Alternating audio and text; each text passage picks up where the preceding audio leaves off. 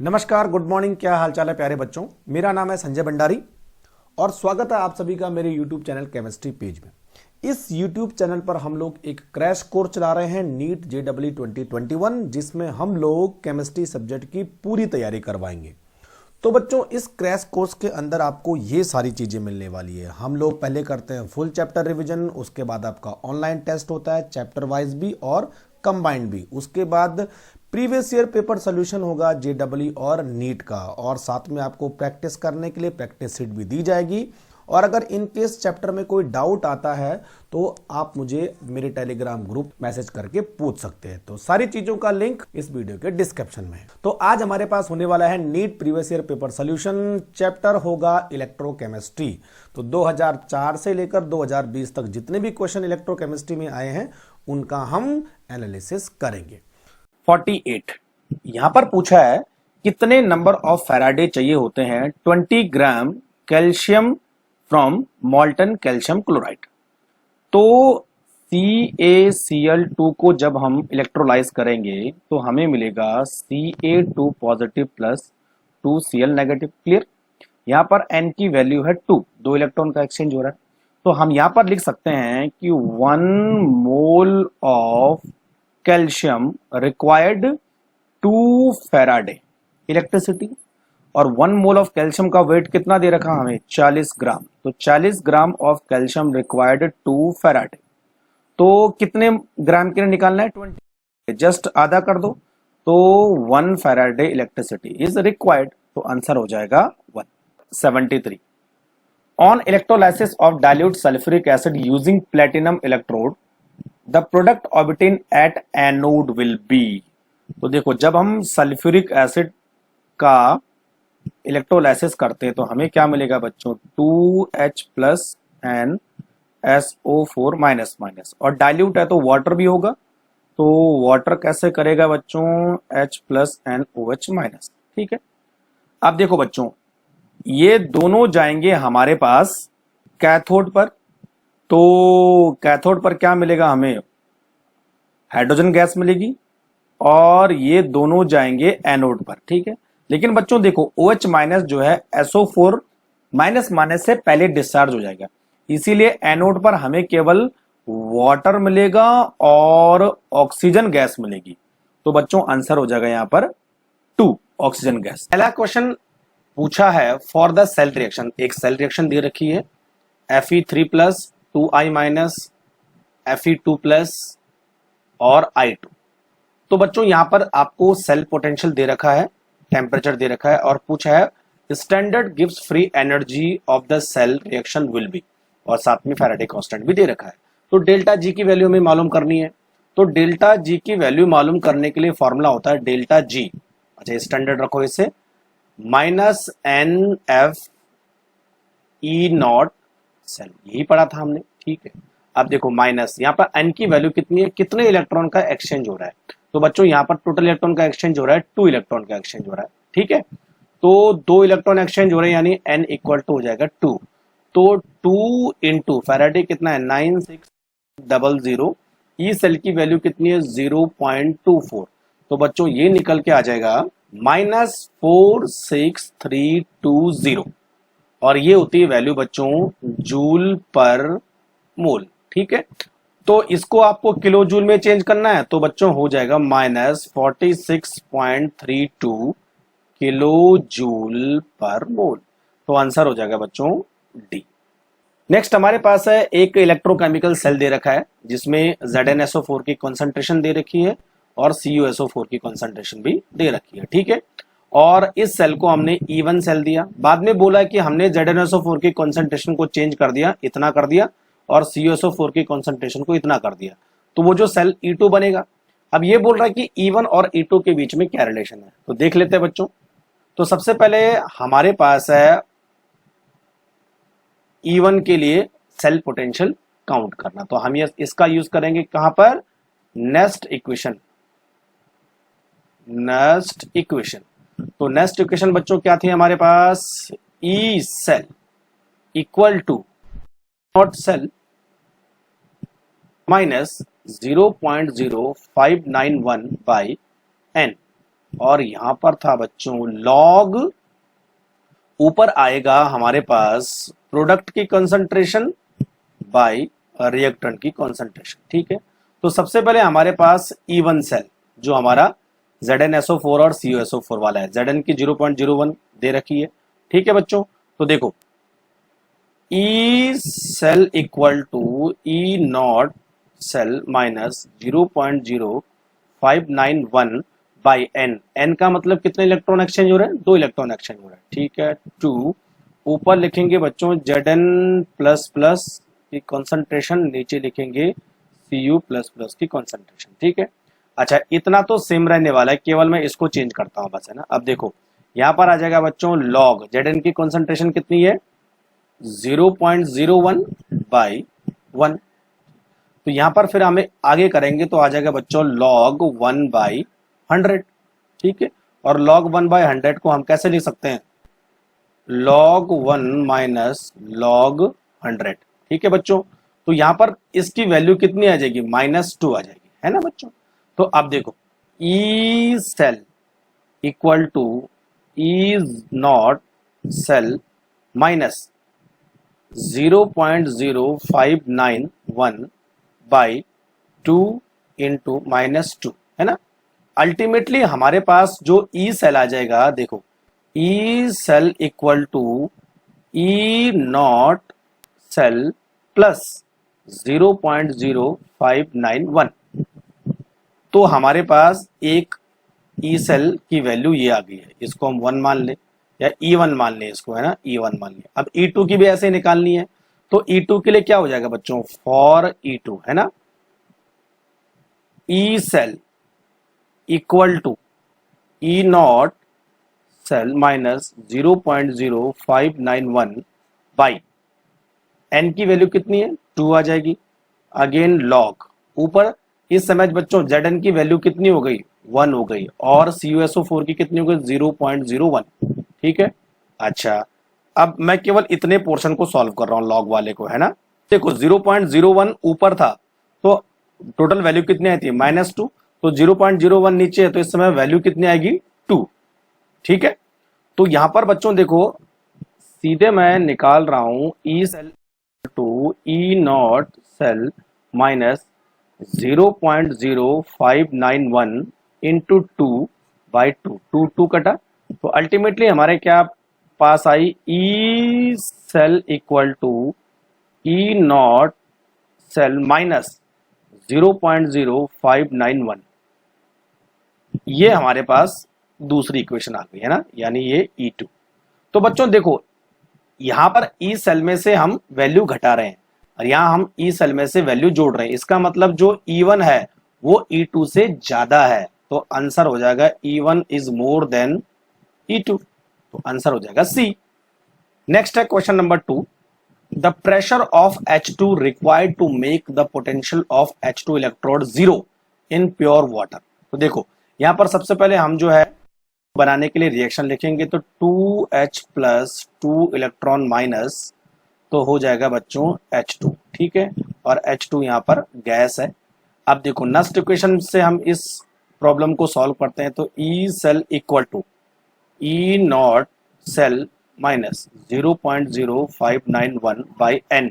N की value कितनी है? 2 है। ठीक है, log pressure of H2 by concentration of H plus, तो H प्लस के कितने मोल है? यहाँ पर 2 मोल है, तो इसको हम 2 लिख देंगे। ठीक है, अब देखो पहले इस लॉग वाले को सॉल्व करते हैं, तो आगे हो जाएगा बच्चों log equal to PH2 by H plus की कॉन्सेंट्रेशन कितनी होती है प्योर वाटर की?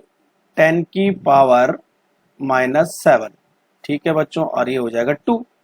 अच्छा एक और चीज आपको ध्यान रखनी है, for zero potential the PH2 is equal to PH2 10 की पावर -14 ATM, इतना होना चाहिए, तभी जाके इलेक्ट्रोड पोटेंशियल 0 होगा।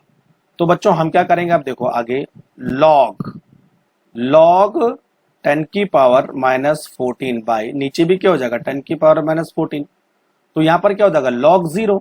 ठीक, तो लॉग तो log 0 का मतलब पोटेंशियल कितना हो जाएगा, 0। तो यहां पर बच्चों हमारे पास जो PH2 का जो प्रेशर है वो कितना होना चाहिए, 10⁻⁻14 ATM। तो आंसर हो जाएगा डी। क्वेश्चन नंबर 4 क्या बोल रहा है, during the electrolysis of molten sodium chloride the time required to produce 0.1 mole of chlorine gas using A current 3 ampere. तो बच्चों मोलरिटी दे रखी है और करंट दे रखा है, लेकिन आपको टाइम मालूम करना है। तो सोडियम क्लोराइड का जब हम इलेक्ट्रोलाइसिस करते हैं तो हमें मिलता है Na positive plus Cl minus, और Cl से हमें क्लोरीन गैस निकालनी है, तो Cl minus 2Cl minus plus 2 electron, तो क्या हो जाएगा Cl2 गैस, है ना। तो बच्चों यहाँ पर N की वैल्यू कितनी हो जाएगी 2, क्योंकि 2 इलेक्ट्रॉन का एक्सचेंज हो रहा है। Q इक्वल टू होता है I इंटू टी, आपको मालूम है। तो हमें क्या निकालना है बच्चों, T निकालना है। यार I की वैल्यू हमें कितनी दे रखी है यहाँ पर, 3 एम्पियर है, ठीक है।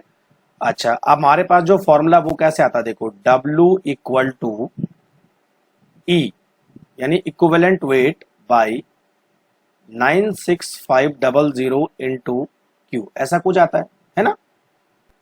अच्छा, यहां पर हमें पहले वेट निकालना है, तो मोल दे रखे हैं तो वेट निकालना आसान हो जाएगा, है ना। तो weight equal to number of moles into molecular weight, ठीक है। तो नंबर ऑफ मोल्स कितने बच्चों, 0.1, और मॉलिक्यूलर वेट कितना होता है इसका, क्लोरीन का मॉलिक्यूलर वेट होता है 71, तो बच्चों ये हो जाएगा 7.1 ग्राम। तो W हमें मालूम चल गया। तो अब इक्वेशन क्या होगी, देखो W equal to equivalent weight into Q की जगह में हम लिखेंगे बच्चों I इंटू टी बाई 96500, और अब हमें निकालना है T। तो क्या करेंगे हम, देखो W into 96500 by equivalent weight into I, ठीक है। तो W कितना हमारे पास 7.1, 96500 बाई इक्विवेलेंट वेट कितना हो क्लोरीन का, ये होता है 35.5 बाई 1 इलेक्ट्रॉन, तो 30.5 आ जाएगा, इनटू I कितना दे रखा हमें बच्चों, 3 एम्पियर। तो बच्चों ये निकल के आ जाएगा 64335 सेकंड, और अगर आपको मिनट में चाहिए होते हैं तो बच्चों ये आ जाएगा 107.22 मिनट। तो कहां पर है 107, किसके नजदीक आ रहा है, 110 के नजदीक आ रहा है ना, तो आंसर हो जाएगा B. Question number 5, if the E cell for a given reaction has negative value, which of the following gives correct relationship between the value of delta G not and K equivalent? तो equivalent constant और gives free energy के बीच में क्या relation होगा अगर किसी cell की E not value negative है। तो बच्चों देखो, सबसे पहले हमारे पास है delta G naught equal to minus NF E not cell. तो बच्चों अगर E नॉट सेल नेगेटिव होगा तो ऑलरेडी डेल्टा G क्या होगा, पॉजिटिव होगा, सीधी सी बात है, क्योंकि नेगेटिव नेगेटिव मल्टीप्लाई करके क्या हो जाएगा, पॉजिटिव। तो delta G will be more than 1, या हम बोल सकते हैं डेल्टा G की वैल्यू क्या हो जाएगी, पॉजिटिव, ठीक है। अच्छा, दूसरा रिलेशन है इक्विलिब्रियम कांस्टेंट। तो इक्विलिब्रियम कांस्टेंट और ई सेल के बीच में क्या रिलेशन है, देखो delta G equal to minus 2.303 RT, और यहां आता है बच्चों लॉग KC, KC मतलब इक्विलिब्रियम कांस्टेंट, ठीक है। अच्छा, डेल्टा G इस समय क्या है, पॉजिटिव है, क्योंकि ई सेल नेगेटिव है। तो जब बच्चों डेल्टा G पॉजिटिव होगा तो KC की वैल्यू नेगेटिव होगी, सीधी सी बात है। यहां पर डेल्टा G की वैल्यू पॉजिटिव होगी तो KC बच्चों क्या आएगा, हमेशा नेगेटिव आएगा, तो KC will be less than 1। तो बच्चों हमारा आंसर हो जाएगा ए, डेल्टा G 0 से ज्यादा, इक्विलिब्रियम कांस्टेंट 1 से कम। नेक्स्ट क्वेश्चन है बच्चों हमारे पास क्वेश्चन नंबर 6, पूछा है the number of electrons delivered at the cathode during electrolysis by the current of 1 ampere in 60 second is, कितना नंबर ऑफ इलेक्ट्रॉन डिलीवर होंगे वो हमें मालूम करना है, ठीक है। इलेक्ट्रॉन के चार्ज की वैल्यू यहां पर दे रखी है, और क्या क्या हमें दे रखा है बच्चों, एक तो हमें दे रखा है एम्पियर, एम्पियर कितना है 1 एम्पियर है, आई की वैल्यू 1 एम्पियर और टी की वैल्यू दे रखी है बच्चों 60 सेकेंड, 60 सेकेंड, ठीक है। अच्छा, अब हमारे पास जो फॉर्मूला है वो होता है W equal to equivalent weight by 96500 into Q, ठीक है। तो इक्विवेलेंट वेट W के नीचे लिया हो तो क्या हो जाएगा W upon equivalent weight equal to Q by 96500, ठीक है बच्चों। अच्छा, Q बाई Q का मतलब क्या होता है I इंटू टी, तो I तो हमारे पास 1 और T था हमारे पास 60, तो 1 इंटू 60 बाई 96500। तो बच्चों जब इसको करेंगे तो ये आता है 6 बाई 9650, ठीक है। अच्छा, जो W बाई इक्विवेलेंट वेट है इसको हम क्या कर सकते हैं बच्चों, नंबर ऑफ मोल्स। तो देखो बच्चों, W by equivalent weight equal to number of moles of 6 by 9650 into 6.022 into 10 की पावर 23। तो बच्चों ये नंबर ऑफ इलेक्ट्रॉन निकल के आ जाएंगे, तो आंसर हो जाएगा 3.75 इंटू 10 की पावर 20 इलेक्ट्रॉन्स। तो आंसर हो जाएगा बच्चों C. Question number 7, zinc can be coated on iron to produce galvanisation iron but the reverse is not possible. तो बच्चों देखो, जिंक की कोटिंग की जाती है आयरन के ऊपर ताकि आयरन का बचाव हो सके, जैसा मैंने आपको कोरोजन में पढ़ाया था। इसका मतलब ये हुआ बच्चों कि जिंक जो है आयरन से जल्दी ऑक्सीडाइज हो जाता है, यानी जिंक आयरन के मुकाबले जल्दी इलेक्ट्रॉन दे देगा। तो इसका मतलब ये हुआ कि जिंक का जो इलेक्ट्रोड पोटेंशियल है वो ज्यादा नेगेटिव है बजाय आयरन के। तो बच्चों यहां पर हो जाएगा आंसर डी। और वैसे भी मैं आपको बता देता हूं, देखो जिंक 2 प्लस प्लस 2 इलेक्ट्रॉन, तो यहां पर आता है Zn और इसकी ई नॉट वैल्यू होती है 0.76 माइनस, है ना। और अगर मैं आयरन की बात करूं, आयरन 2 प्लस प्लस 2 इलेक्ट्रॉन और आयरन आता है, तो बच्चों इसकी ई नॉट वैल्यू आती है -0.44। साफ पता लग रहा है, जिसकी माइनस वैल्यू जितनी ज्यादा होगी इसका मतलब वो बेटर रिड्यूसिंग एजेंट होगा, तो उसका ऑक्सीडेशन आसान हो जाएगा। Question number 8, a device that convert energy of combustion of fuel like hydrogen and methane directly into electrical energy is known as। तो सेल के बारे में आपने पढ़ा होगा, तो हाइड्रोजन और मेथेन फ्यूल में यूज, फ्यूल की तरह यूज होते हैं, इसका मतलब they are used in fuel cell. Answer हो जाएगा A. 9, aqueous solution of which of the following compound is the best conductor of electricity। तो कंडक्टर कौन से होते हैं बच्चों, इलेक्ट्रोलाइट होते हैं, है ना, इलेक्ट्रोलाइट्स। तो यहाँ पे इलेक्ट्रोलाइट कौन सा है, ये बी वाला। और एसिडिक एसिड भी इलेक्ट्रोलाइट है, लेकिन बच्चों ये वीक इलेक्ट्रोलाइट है। Hydrochloric acid is a strong electrolyte, तो ये बेस्ट कंडक्टर ऑफ इलेक्ट्रिसिटी होगा। बाकी अमोनिया और फ्रक्टोज ये इलेक्ट्रोलाइट नहीं होते हैं, तो आंसर हो जाएगा बी। चलिए देखते हैं question number 10, when 0.1 mole of MnO4 is oxidise the quantity of electricity required to completely oxidize MnO4 to MnO4। जैसा कि बच्चों हम लोग जानते हैं कि अगर 1 मोल इलेक्ट्रॉन ट्रांसफर होते हैं तो वहां पर जो है 1 फैराडे इलेक्ट्रिसिटी प्रोड्यूस होती है। इसका मतलब कितना हुआ, 96500 कूलम इलेक्ट्रिसिटी प्रोड्यूस होती है, ठीक है। तो अब हम इसी फॉर्मूले के बेसिस पे पता करेंगे कि MnO4 से MnO4 बनता है तो कितने नंबर ऑफ इलेक्ट्रॉन ट्रांसफर हो रहे हैं और किस हिसाब से इलेक्ट्रिसिटी प्रोड्यूस होगी। तो देखो MnO4 से बन रहा है MnO4। यहाँ पर बच्चों Mn का ऑक्सीडेशन नंबर है +7 और यहाँ पर Mn का ऑक्सीडेशन नंबर है +6।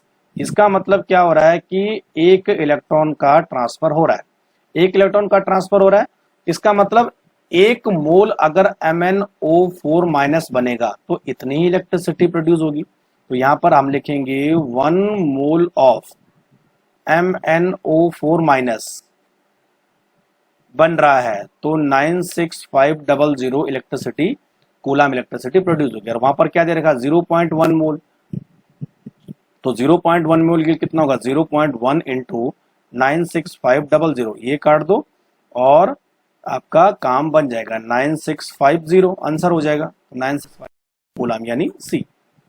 देखिए यहां पर पूछ रहा है the weight of silver displace by the quantity of electricity which displace 5600 ml O2 at STP will be. तो इलेक्ट्रिसिटी की क्वांटिटी तो सेम है, लेकिन जो है यहां पर कितना सिल्वर डिस्प्लेस होगा, और रेफरेंस क्या दे रखा है कि इतने O2 इतने ml O2 डिस्प्लेस होती है। ठीक है, तो सबसे पहले बच्चों हमें यह पता करना है कि इतने ml O2 का वेट कितना होता है, तभी तो हम पता करेंगे सिल्वर का वेट। ठीक है, तो देखो हमारे पास फॉर्मूला है कि 1 mole of O2, 1 mole of O2 में कितने वॉल्यूम होते हैं 22,400 ml। ठीक है, अच्छा 1 मोल O2 का वेट कितना होता है, 1 मोल O2 का वेट होता है 32 ग्राम। तो इसका मतलब ये हुआ कि 32 ग्राम O2 कितने ml के बराबर होगी 22,400 ml, ये तो हुआ। ठीक है, अब हम इसको ऐसे लिख सकते हैं 22,400 ml O2 इक्वल टू 32 ग्राम, है ना। अभी हमें कितना ml दे रखा है 5600 ml O2 दे रखा है ना। तो ये कितने के बराबर होगा बच्चों, देखो 32 इंटू 5600 बाई 22400, तो बच्चों यहां पर आ जाएगा 8 ग्राम। इसका मतलब 5600 ml O2 का वेट कितना होता है 8 ग्राम होता है। ठीक है, अब यहां पर देखिए जैसा हमने आपको फैराडे सेकंड लॉ बताया था, तो उसमें क्या होता है कि अगर सेम क्वांटिटी ऑफ इलेक्ट्रिसिटी दो अलग अलग इलेक्ट्रोड पर दी जाती है तो उनका जो मास डिस्प्लेस होता है वो उनके इक्विवेलेंट वेट के बराबर होता है। तो अब हम दोनों के इक्विवेलेंट वेट लिखेंगे यहां पर। तो इसका मतलब ये हुआ बच्चों कि mass of silver displace equal to the equivalent weight of silver equal to equivalent weight of O2, है ना।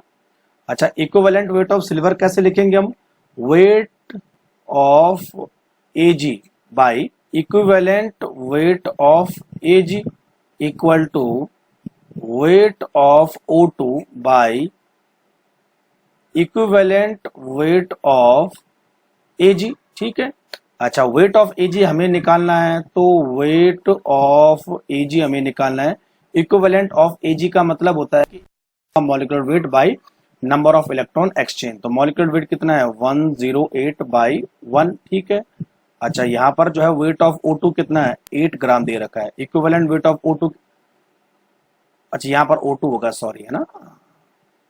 तो इक्विवेलेंट वेट ऑफ O2 कितना है हमारे पास 32 बाई नंबर ऑफ इलेक्ट्रॉन कितने एक्सचेंज हो रहे हैं 4। कैसे आया देखो, Ag प्लस से हमें Ag बनाना है तो N इक्वल टू 1। O2 कैसे बना, H2O से बना O2, तो इसका मतलब यहाँ पर जो है कितने इलेक्ट्रॉन का एक्सचेंज हो रहा है बच्चों 4 इलेक्ट्रॉन का एक्सचेंज हो रहा है। तो यहाँ पर N की वैल्यू कितनी हो जाएगी 4 हो जाएगी, इसलिए मैंने लिखा 32/4। तो अब देखो बच्चों ये 4 ऊपर चला जाएगा तो 32 कट जाएंगे, इसका मतलब जो हमारा वेट ऑफ Ag होगा वो 108 ही होगा। तो आंसर हो जाएगा बच्चों ये वाला डी 108.0 ग्राम।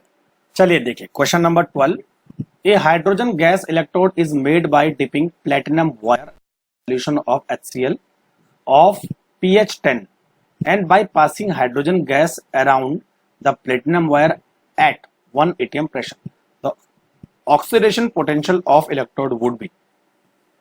तो बच्चों यहां पर देखो pH की फॉर्म में हाइड्रोजन आयन की कॉन्सेंट्रेशन दे रखी है, और वैसे आपने जो है रेफरेंस इलेक्ट्रोड पढ़ा होगा तो वहां पे हाइड्रोजन आयन की कॉन्सेंट्रेशन 1 मोलर होती है, तो वहां पे जो इलेक्ट्रोड पोटेंशियल होता है वो 0 होता है, लेकिन यहाँ पे 1 मोलर कॉन्सेंट्रेशन से अलग है, पीएच दे रखा है तो कॉन्सेंट्रेशन पता करनी है, तो उसके आधार पर हम इसका पोटेंशियल निकालेंगे। तो सबसे पहले हम इक्वेशन लिखेंगे, देखो H2 2H प्लस 2 इलेक्ट्रॉन। ठीक है, तो H2 कितना प्रेशर है 1 atm और 2H का pH कितना है 10, है ना, ये है। तो अब हम बच्चों नस्ट इक्वेशन से इसके पोटेंशियल को निकालेंगे, लेकिन सबसे पहले अगर मैं आपको बोलूं कि हाइड्रोजन आयन कॉन्सेंट्रेशन कितनी है तो pH 10 दे रखा है, इसका मतलब 1 इंटू 10 की पावर माइनस 10, क्योंकि 1 इंटू 10 की पावर माइनस pH, तो pH कितना है 10 दे रखा है, तो हाइड्रोजन आयन कॉन्सेंट्रेशन कितनी होगी 1 इंटू 10 की पावर माइनस 10।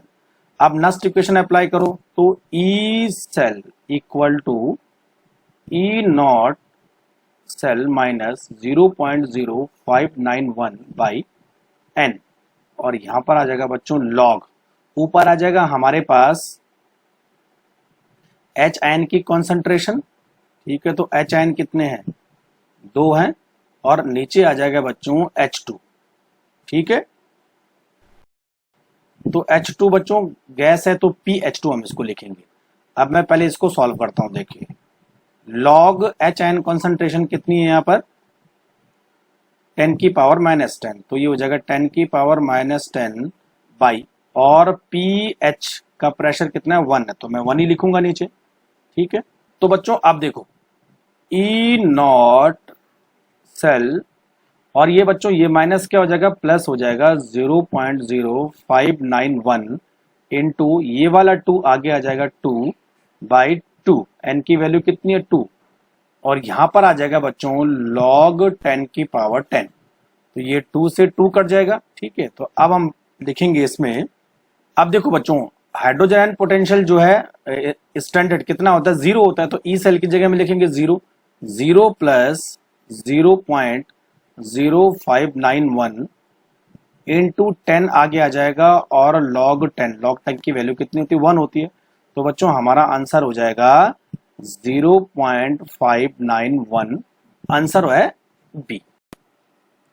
नेक्स्ट हमारे पास है क्वेश्चन नंबर 13। तो बच्चों यहां पर पूछा है अमोनियम हाइड्रोक्साइड का एक सॉल्यूशन है जिसका हम 0.1 मोल एक्वा सॉल्यूशन बनाते हैं, और इसकी मोलर कंडक्टेंस इतनी है 9.54, ठीक है। फिर दूसरा पूछ रहा है कि इनफाइनाइट डाइल्यूशन पे इसी सॉल्यूशन की मोलर कंडक्टेंस 238 है, तो हमें क्या मालूम करना है डिग्री ऑफ आयोनाइजेशन मालूम करना है अमोनियम हाइड्रोक्साइड का at the same concentration and temperature. Molar conductance of ammonium hydroxide is 9.54, ठीक है।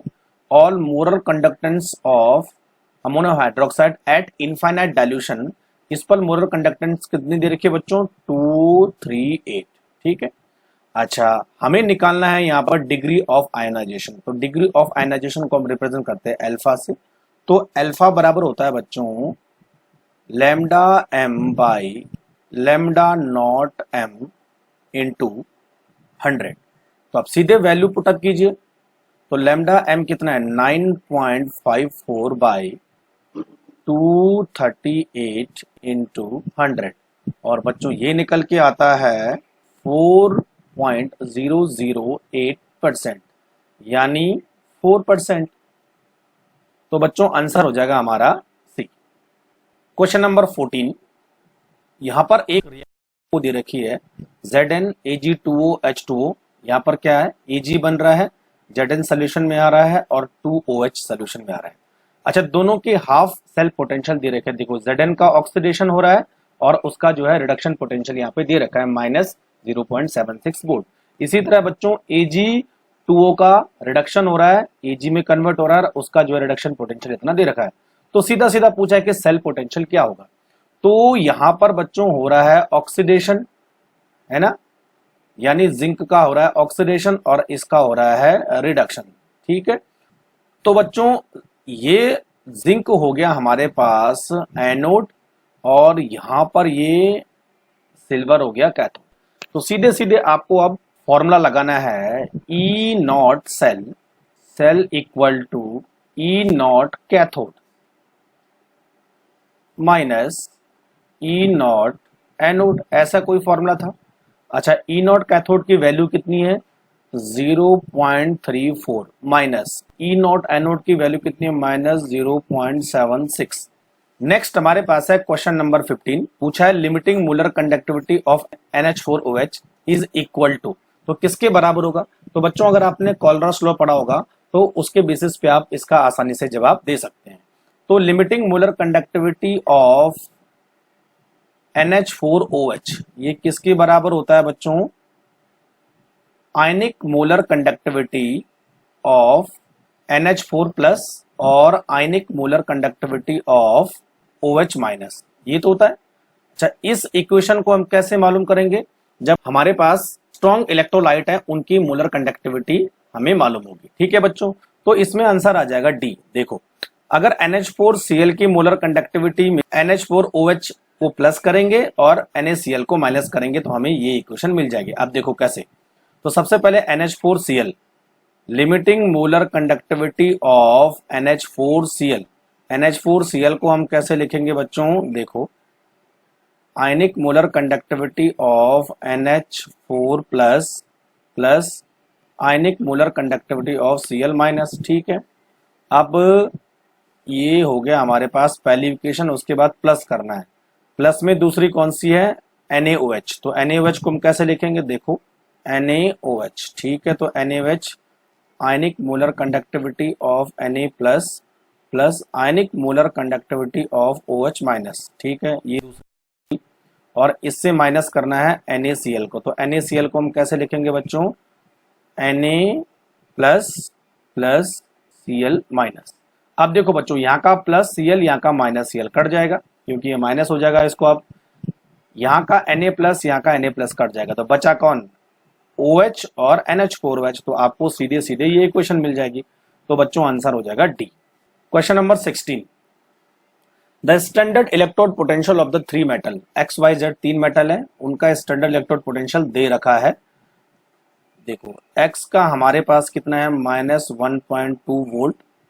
Y का हमारे पास कितना है? 0.5 वोल्ट प्लस में, और Z का है -3.0 वोल्ट। ठीक है, अब पूछ रहा है बच्चों रिड्यूसिंग पावर किसकी ज्यादा होगी? सीधी सी बात है, जिस मेटल का रिडक्शन पोटेंशियल जितना माइनस होगा उसकी रिड्यूसिंग पावर उतनी ज्यादा होगी। तो सबसे पहले हमारे पास रिड्यूसिंग पावर माइनस किसकी ज्यादा है? Z की। तो Z पहले आ गया, उसके बाद क्या आना चाहिए बच्चों? X आना चाहिए, और उसके बाद क्या आना चाहिए? Y आना चाहिए। तो Z, X and Y, answer हो जाएगा बी। अब देखो बच्चों, क्वेश्चन नंबर 17 हमारे पास है। यहाँ पर Cu+2 एक इलेक्ट्रॉन एक्सेप्ट Cu+, उसके बाद Cu+ दोबारा इलेक्ट्रॉन एक्सेप्ट Cu सॉलिड। तो इन दोनों का हमें इलेक्ट्रोड पोटेंशियल दे रखा है, एक ये है और एक ये है। और बच्चों हमें क्या निकालना है? इस सेल के लिए इलेक्ट्रोड पोटेंशियल निकालना है। ठीक है, तो सबसे पहले जिसके लिए हमें इलेक्ट्रोड पोटेंशियल निकालना है उसको हम ऊपर लिख देंगे। तो हमें इलेक्ट्रोड पोटेंशियल निकालना है Cu2+ 2 इलेक्ट्रॉन और हो जाएगा Cu सॉलिड। इसका हमें इलेक्ट्रोड पोटेंशियल निकालना है। ठीक है बच्चों, अच्छा, इसके इलेक्ट्रोड पोटेंशियल को निकालने के लिए हम किसकी मदद लेंगे? डेल्टा जी, यानी गिब्स फ्री एनर्जी। तो ये जो इक्वेशन है इसको मैं नंबर 3 इक्वेशन मान लेता हूं, और ये जो पहली इक्वेशन है इसको इक्वेशन 1 और इसको इक्वेशन 2 मान लेते हैं। ठीक है, तो बच्चों हमारे पास है delta G equal to -NF cell, ऐसे फॉर्मूला आता है। E0 सेल निकालेंगे डेल्टा जी की मदद से। अब देखो बच्चों, यहां पर हमें इक्वेशन 1 और इक्वेशन 2 दे रखी है, तो जब हम इक्वेशन 1 और इक्वेशन 2 को ऐड करेंगे तब हमें इक्वेशन 3 मिलेगी।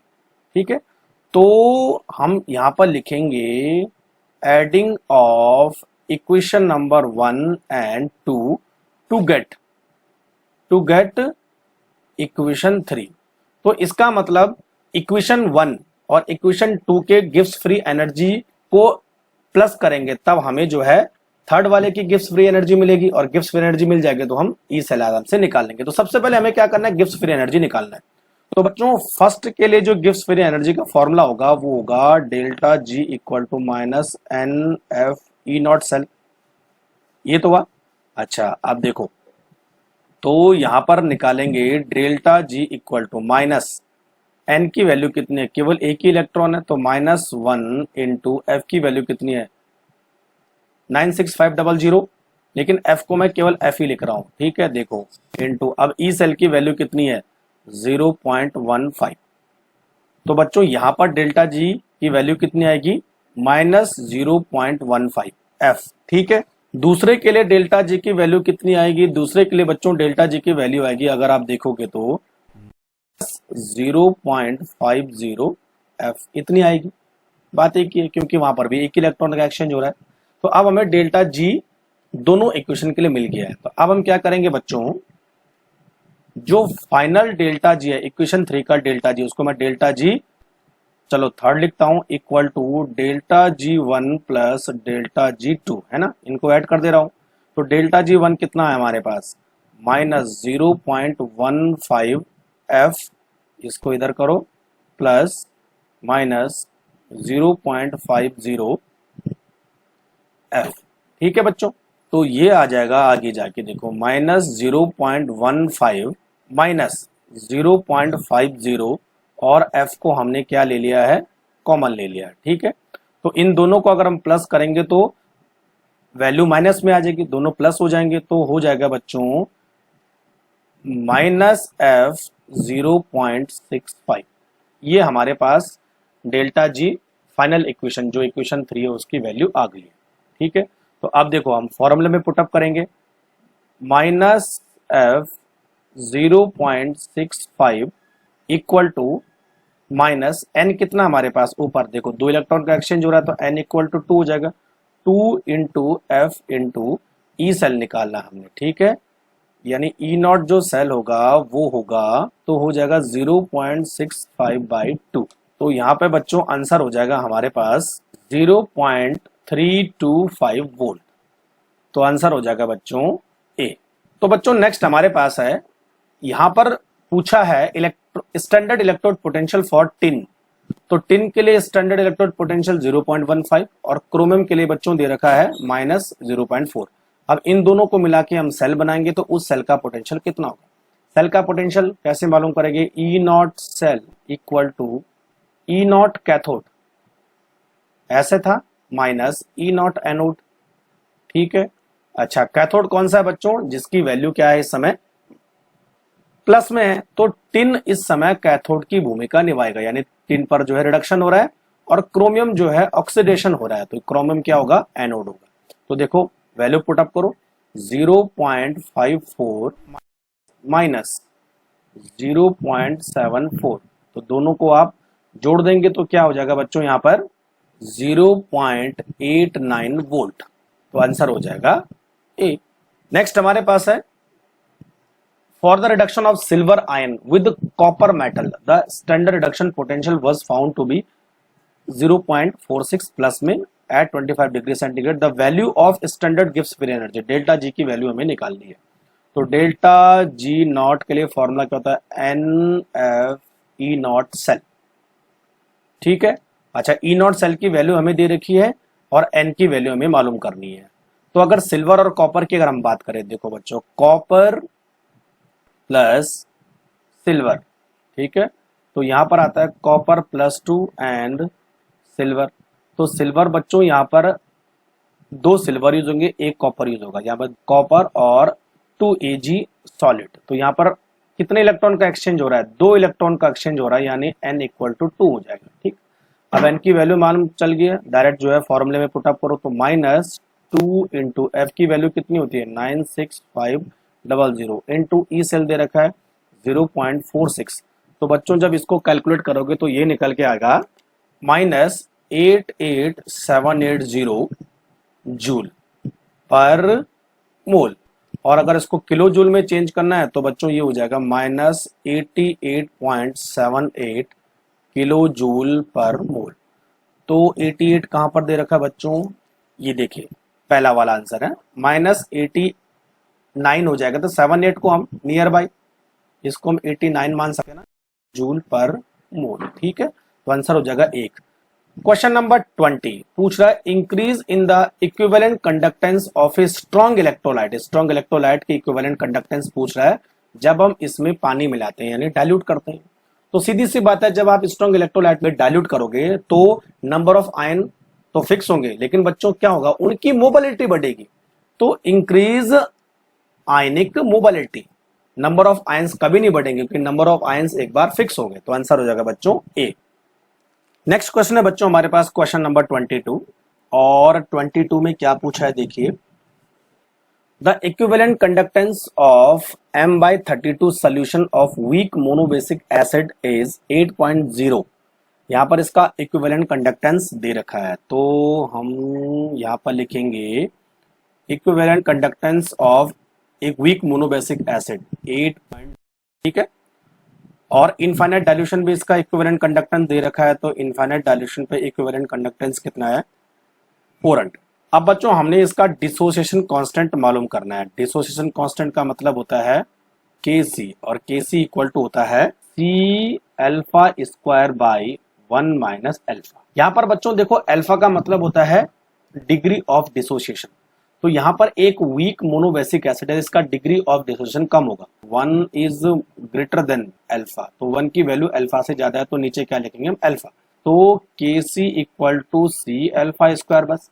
अब हमें अल्फा मालूम करना है, तो अल्फा इक्वल टू होता है equivalent conductance by equivalent conductance eight infinite dilution, ये तो होता है। तो हो जाएगा 8.0 बाई 400 इक्वल टू 2 इंटू 10 की पावर माइनस 2, तो ये अल्फा की वैल्यू आ जाएगी।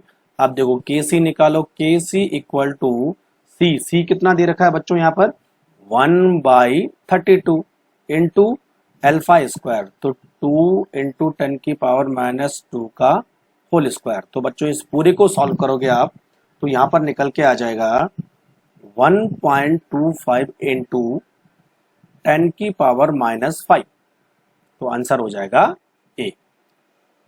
23 alumina is reduced by electrolysis at low potential and high current.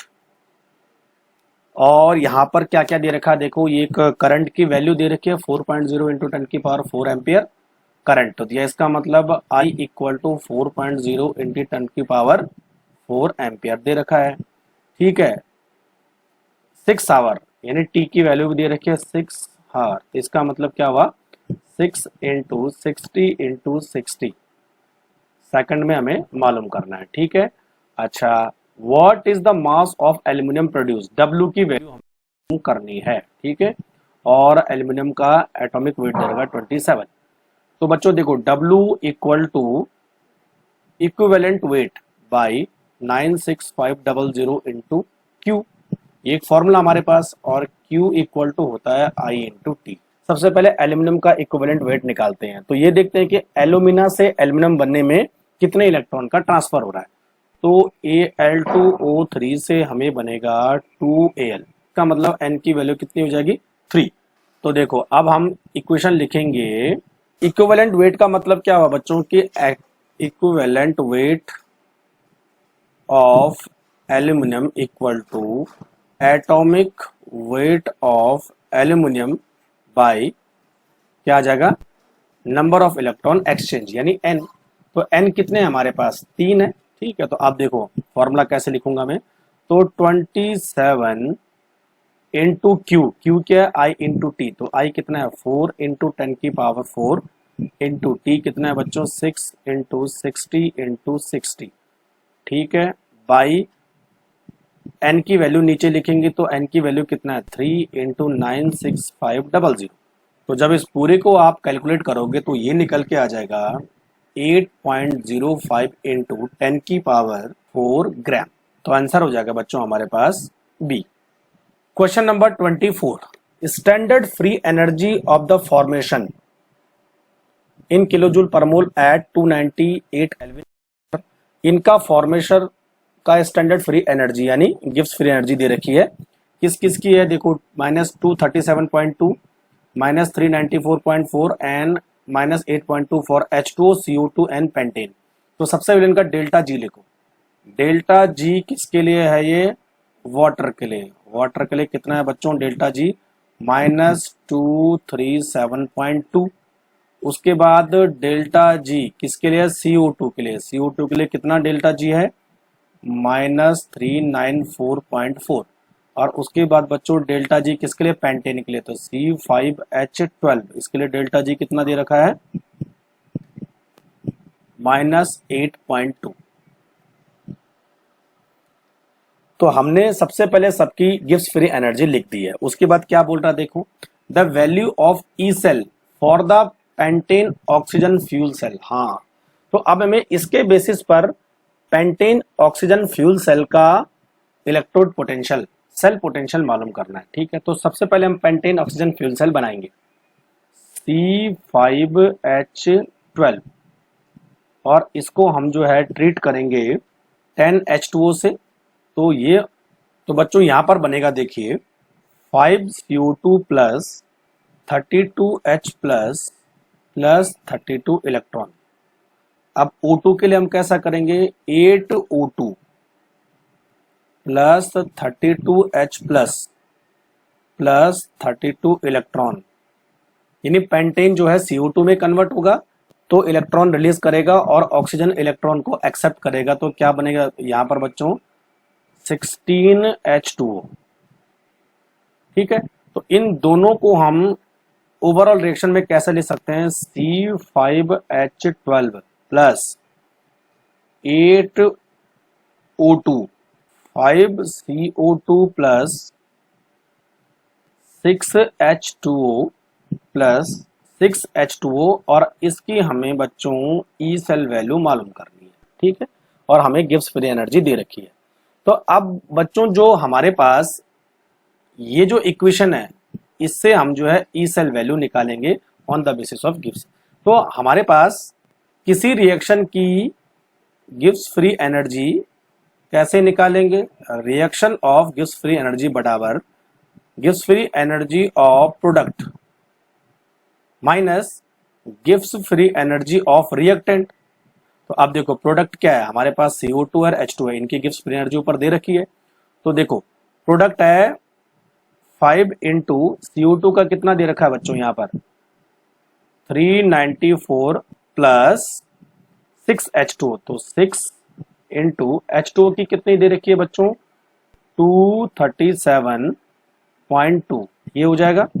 अब इसको तो रखो आप प्रोडक्ट में। अब रिएक्टेंट हमारे पास क्या है, रिएक्टेंट है हमारे पास पेंटेन एंड ऑक्सीजन। तो पेंटेन का कितना दे रखा है बच्चों, 8.2, तो माइनस 8.2 प्लस ऑक्सीजन का गिब्स फ्री एनर्जी कितनी होती है, 0, तो यहां पर हम लिखेंगे 0।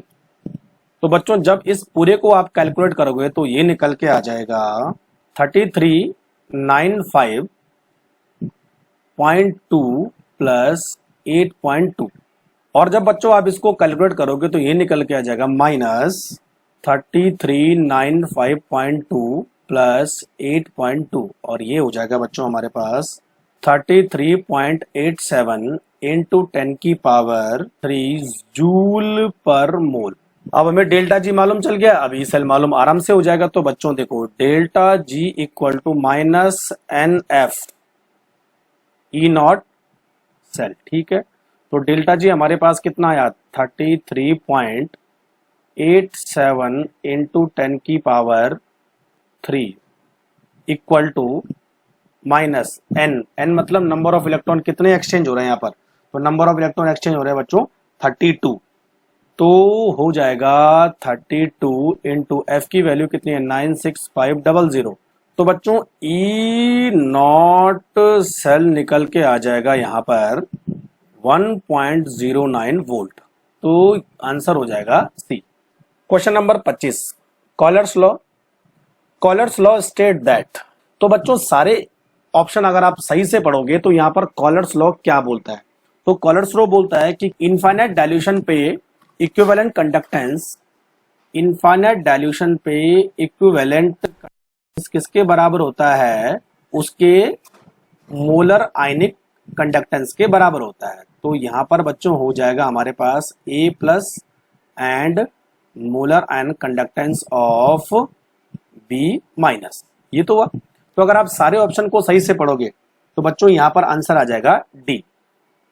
Infinite dilution, each ion make definite contribution to the equivalent conductance of an electrolyte, whatever be the nature of the other ion of the electrolyte। तो अगर आप थोड़ा सा ध्यान दोगे तो पहला वाला ऑप्शन भी इन्होंने बिल्कुल सेम लिखा है, infinite dilution each ion make definite contribution to equivalent conductance of an electrolyte whatever be the nature of the other ion of the electrolyte. तो ए और बी यहाँ पर दोनों आंसर हो जाएंगे। तो नेक्स्ट हमारे पास है बच्चों क्वेश्चन नंबर 26। यहाँ पर एक रिएक्शन दे रखी है और उन दोनों रिएक्शन के लिए दो रिएक्शन दे रखी है, दोनों रिएक्शन के लिए इलेक्ट्रोड पोटेंशियल दे रखा है। ये पूछा है कि स्ट्रॉन्ग ऑक्सीडाइजिंग एजेंट कौन सा होगा। तो देखो FeCN6 -4 इसके लिए वैल्यू इतनी है, Fe2 प्लस के लिए वैल्यू इतनी दे रखी है, ठीक है। Fe3+ की वैल्यू नहीं दे रखी, लेकिन बच्चों अगर हम इसका रिवर्स करें, देखो Fe3+ प्लस 1 इलेक्ट्रॉन माइनस तो हो जाएगा Fe2+। तो इसके लिए वैल्यू इसकी रिवर्स हो जाएगी, तो ये हो जाएगा प्लस 0.77। ठीक है, Fe3+ के लिए प्लस 0.77 हो जाएगा। ठीक है, और FeCN6 3- के लिए ये उल्टा हो जाएगा, इसका प्लस हो जाएगा। तो देखो FeCN6 3- के लिए वैल्यू कितनी हो जाएगी बच्चों, प्लस 0.35। ठीक, अब बच्चों यहां पर पूछा है स्ट्रॉन्ग ऑक्सीडाइजिंग एजेंट, तो जिसका रिडक्शन पोटेंशियल जितना ज्यादा पॉजिटिव होगा वो उतना ही अच्छा स्ट्रॉन्ग ऑक्सीडाइजिंग एजेंट होगा। तो यहाँ पर सबसे ज्यादा पॉजिटिव कौन सा लग रहा है आपको, ये देखो +77। तो आंसर हो जाएगा बच्चों Fe3+। Next, the efficiency of fuel cell is given by. तो बच्चों इफिशियंसी ऑफ फ्यूल सेल को हम रिप्रेजेंट करते हैं 5 से, और इसकी वैल्यू होती है ΔG/ΔH इंटू 100, परसेंटेज में निकालते हैं। तो आंसर हो जाएगा बच्चों बी। नेक्स्ट बच्चों हमारे पास है क्वेश्चन नंबर 28, और यहां पर हमें क्या निकालना है, इक्विलिब्रियम कांस्टेंट निकालना है फॉर द रिएक्शन, और ई नॉट हमें दे रखा है। तो बच्चों इक्विलिब्रियम कांस्टेंट और ई नॉट के बीच में पहले रिलेशन मालूम करते हैं। देखो तो यहां पर आता है R T inverse log K सी, इनवर्स लॉग के सी, यहां पर के सी का मतलब equilibrium constant, N F E not cell. ठीक है, ऐसे आता है। अब देखो अगर हमें के सी निकालना है तो सबसे पहले हम क्या लिखेंगे, inverse log K C equal to n F E not cell equal to R T. और बच्चों आर टी और एफ को कैलकुलेट करने से क्या वैल्यू बनती है, 0.0591। तो इसकी जगह में हम लिखेंगे, देखो inverse log K C N into E cell by 0.0591। और यहाँ पर एन की वैल्यू कितनी है बच्चों, कितने इलेक्ट्रॉन का एक्सचेंज हो रहा है, 2 इलेक्ट्रॉन का एक्सचेंज हो रहा है, तो एन की वैल्यू 2 होगी। ई नॉट कितना हमारा 0.46, और नीचे है 0.0591। तो यहाँ पर बच्चों आ जाता है 15.56। और बच्चों जब आप देखो inverse log K C equal to 15.56 को सॉल्व करोगे, तो यहां पर जो है के सी की वैल्यू आ जाएगी 3.68 इंटू 10⁻15। तो 3.86 को हम क्या लिख सकते हैं, 4 भी लिख सकते हैं। तो आंसर हो गया बच्चों सी। क्वेश्चन नंबर 29, तो यहां पर बच्चों 2 सेल दे रखे हैं और उनका इलेक्ट्रोड पोटेंशियल दे रखा है AK और AK, और पूछा है इसका EMF हमें मालूम करना है। ठीक है, तो सबसे पहले ये बात करेंगे किसका रिडक्शन हो रहा है, किसका ऑक्सीडेशन हो रहा है। तो यहां पर देखो बच्चों Fe इलेक्ट्रॉन दे रहा है और Fe2+ बना रहा है +2 इलेक्ट्रॉन, इसका मतलब यहाँ पे हो रहा है ऑक्सीडेशन। ठीक है, और जहाँ पे ऑक्सीडेशन होता है उसको हम क्या बनाते हैं, एनोड बनाते हैं। ठीक है, तो ये एनोड की वैल्यू हमें दे रखी है, तो कितनी दे रखी है बच्चों, -0.4441। दूसरा हमारे पास है, देखो बच्चों यहाँ पर Fe3+ प्लस 1 इलेक्ट्रॉन, और यहाँ पे दे रखा है बच्चों Fe2+।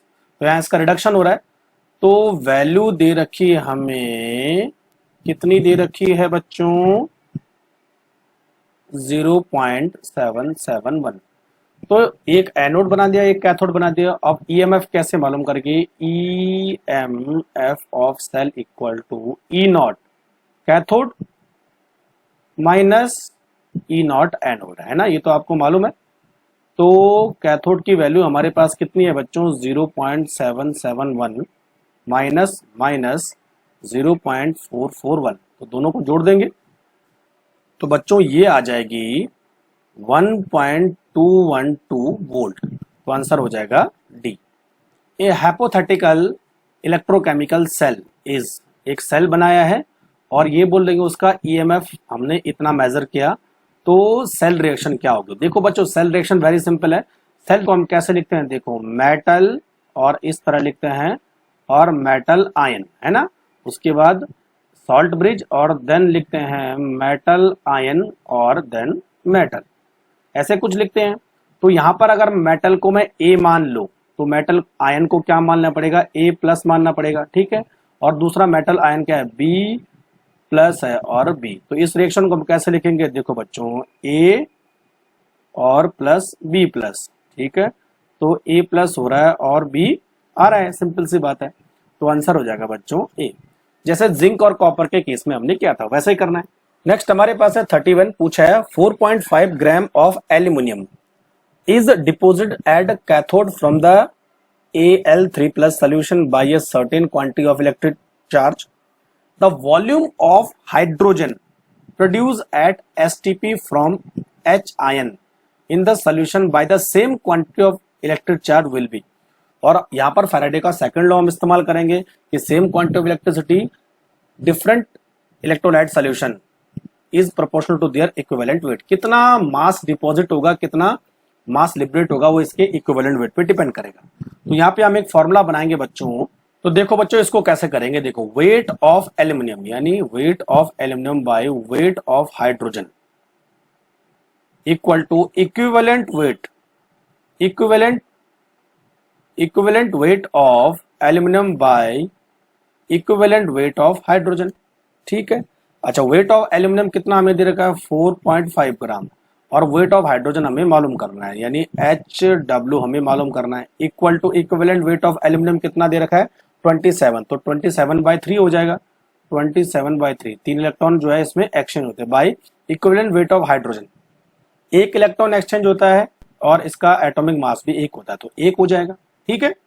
तो यहाँ पे बच्चों हो जाएगा 4.5 H का वेट इक्वल टू 9। तो हाइड्रोजन का weight of hydrogen equal to 0.5 gram. तो अब हमने बच्चों ये देखना है कि 0.5 ग्राम हाइड्रोजन के वेट में कितना वॉल्यूम होता है। तो देखो हम यहां पर बात करेंगे 1 mole of hydrogen. 1 mole of hydrogen का वेट कितना, वॉल्यूम कितना होता है, 22.4 लीटर, ठीक है बच्चों। और 1 मोल ऑफ हाइड्रोजन का मतलब 2 gram of hydrogen equal to 22.4 litre, ये तो हुआ। तो अभी हमने कितना ग्राम दे रखा है, 0.5 ग्राम। तो 0.5 gram of hydrogen equal to 22.4 into 0.5/2, ये हो जाएगा बच्चों 5.6 लीटर। तो आंसर हो जाएगा